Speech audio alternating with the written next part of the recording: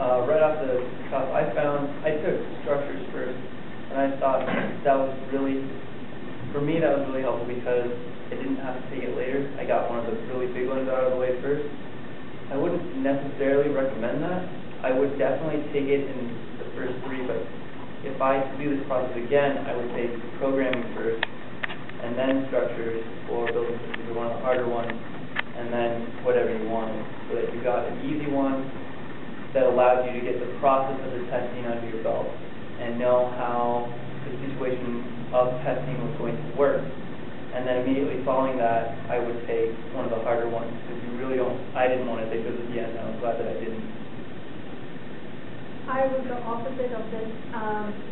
I was scared before I even started of receiving a fail letter, because a lot of my friends did fail some exams. So I wanted to make sure that I passed each and every one. And the way I wanted to do it was take the easy ones first and build the confidence. And that's what I did. I took the easy ones. And as I proceeded, I learned the exam taking technique, because there is one for the ARE stuff. And by the time I ended, I actually took structures and ladders versus so that's how I did. But the reason that I did materials and methods, I went online and did a bunch of research on ARE forums and all of that. And I built the exam structure such that each consecutive exam was using the materials we had studied previously as well. So materials and methods was the one that at the time had the broadest base. So once you started to study materials and methods, a lot of that information applied to the next exam. A lot of that rolled over into construction documents. A lot of it rolled over into I think, MEP, pre-design. So that one really gave you a really broad base.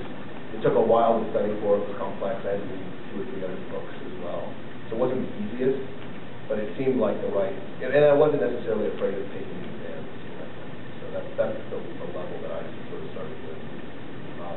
And then I built that whole program of which exam to take that way, so that basically at the end it ended up being structural exams.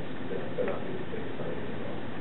And at the time that I took all those exams, the lead exam I had taken previous to that, because it was a one-off exam where I felt like I could succeed at getting something behind my name or whatever that meant. And that ended up, a lot of questions at the time when I was taking the exam were based on the lead exam as well. So just another thing to think about. Get success immediately, get some accreditation, or study 2 years. So I've had similar thoughts about how all the exams actually really overlap each other, and you won't find that they get easier. I mean, both in terms of your knowledge, because they will ask more, questions. They overlap when you're like in a, mechanical building systems exam, and they're talking about like pre-design, and they throw in this question sometimes. So it will get easier as the process goes on, both in knowledge and like your experience with your things. I think RT Flash are better than any other Flash. Yeah, RT Flash is really good. Definitely. Flash cards. And then there's all the reference materials. So I studied like the Ed Allen Materials and Methods book, which I thought was awesome. But I just studied the pieces that I didn't understand in the Kaplan book. You guys did the graphics one? Norman Change. Door. Oh, yeah, that was a good graphics guy. Norman Door. Yeah, I don't know if they redone it for. You could get it on. You could go online and download it, and it's required. You guys should do it. Yeah, for all For Kaplan and structure, I would recommend David Thaddeus. Yes, I went to Cambridge after member, and I used all my study materials in here. So it was definitely worth it. That's why I joined. That's why I joined as well. But I was trying to take one a month, and I was okay with failing the exam. I set that expectation out that I was going to try to get through this as quickly as I could, and there would be some collateral damage. 2 or 3 would fail, and then that would be okay. It was worth me not spending 3 months studying for every single exam, and potentially overstudying. And I know that others can kind of chime in. Different people have had different approaches to that, but that's sort of my approach. And I just picked up a Kaplan guide right from start to finish with the quizzes and the final exam. And basically, the day I finished reading the guide, I set my exam for 3 days later. So that worked for me. I I'm gonna throw this out because when I looked at the Kaplan guide, I thought it was a total waste of time because it has no content, no information in there. But that's where difference in opinion comes into play. I only studied the reference material like needs for mechanical exam and David Thaddeus material for structure, Norman Doerr for all the graphic parts, and didn't touch any ballast, nothing. And for other exams, like the pre-design, material and method, those were the only exams where I looked into the reference Kaplan or ballast, because that is a very, very broad subject. And I would say it's, what's that illustrated building construction book? Yes, that's a good book to look at, and you should look at IBC so you're aware of the code stuff. And taking the lead exam beforehand had also helped me because there were some general sustainability questions in there that you learn once you do the lead. So those are the resources that I went. I did grade 4 and grade genius, so reading the Kaplan straight through and just passing. He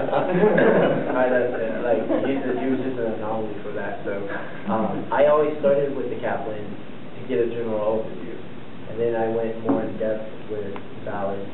And depending on the exam, like the needs book is a absolute must for the mechanical, because I mean literally on the exam they're taking images from the needs book. So like I knew what they were going to ask me when I saw the picture. Like you don't have to really, you should go through it cover to cover. Sitting there reading everything may not be the best way to study unless you have time. But at least read every picture, every caption underneath each picture if you don't understand.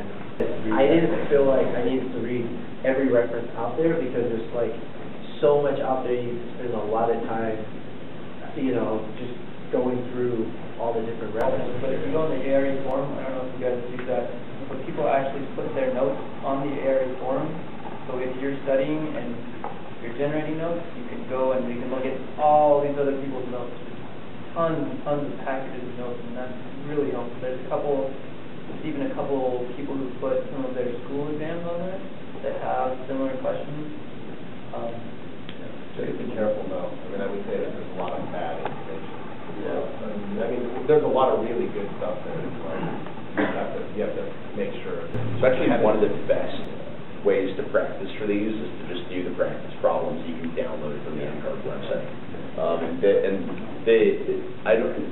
Also the AIA chapter does classes for all the different sections, and I think that I taught graphics a couple of times. I don't know if it's doing now, but when I did that, I used to kind of give out a lot of tips on like the software, because there are a lot of things that you can do to make your life a lot easier on the software. Little shortcuts for like the route plan and things like that you wouldn't know unless. And going back to ARE forum, I used forum just like I looked at. There's a ranking in there, like most important or something. Like I just looked at whatever 5 stars out of 5 stars. I just looked at those topics instead of going through all the different things that you could read through.